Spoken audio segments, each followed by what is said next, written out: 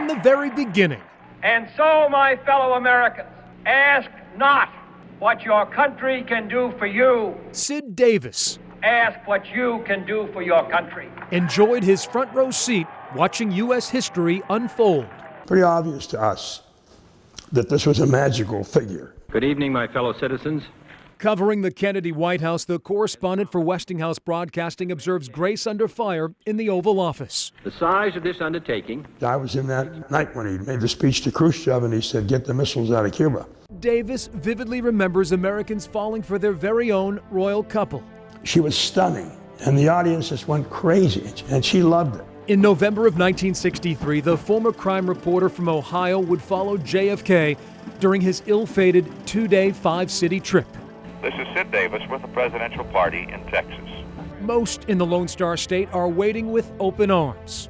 As the president and his wife kind of moving along the gate. The crowd at the airport was wonderful. They gave her a huge bouquet of roses. On board the press bus, Sid joins the presidential motorcade through the teeming streets of Dallas. We were about 80 feet behind the presidential limousine. The president is speaking in Republican Dallas this afternoon. Moments after the president reaches Dealey Plaza, Sid and the other journalists are jolted by a loud crack. There were three distinct shots, no question about it. We didn't know who they hit. All we saw was that the crowd started to run, people scattered. Sid doesn't know an assassin's bullet cuts down President Kennedy. We looked up ahead and we saw everything scattering, and we saw the presidential limousine just disappear. It was chaos. All hell broke loose. Give me a quick level. Okay, 1, 2, 3. Minutes later, Sid and other journalists converge on Parkland Hospital and wait anxiously for updates on JFK's condition.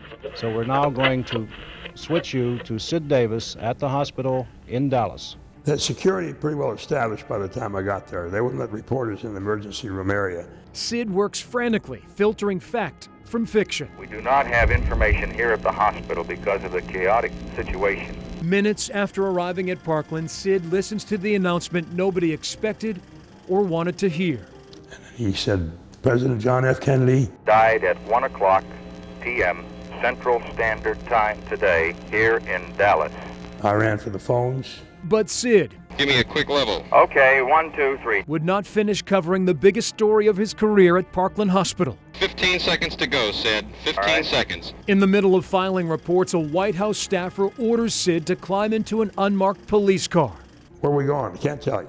Destination Love Field. As a pool reporter on board Air Force One, Sid was about to witness yet another momentous event. The vice president will be sworn in as president within a few minutes. Mr. Davis watches LBJ take the oath of office with Jackie Kennedy standing by his side. The blood on her stockings had congealed. Sid Davis would also appear in one of the most iconic photos ever taken. That's me right there. I'm writing my notes. Other reporters hungry for the story wait on the tarmac for Sid's detailed account. But it was probably the saddest thing I've ever seen. The story I gave them was the first word flashed to the world that Lyndon Johnson was now president. With the nation in mourning, Sid arrives back at the White House later that night. We are awaiting the arrival of the president's body. Throughout the long ordeal, Sid holds his emotions in check, but eventually, the weight of that dark day finally takes its toll. Mrs. Kennedy has chosen to ride in the hearse with the casket. Sid would sign off his coverage, quoting one of JFK's favorite poets, Robert Frost. That's where I just fell apart. 4:22 a.m., November the 23rd, 1963. The woods are lovely, dark and deep, but I have promises to keep and many miles to go before I sleep. And with that, this is Sid Davis reporting from the White House.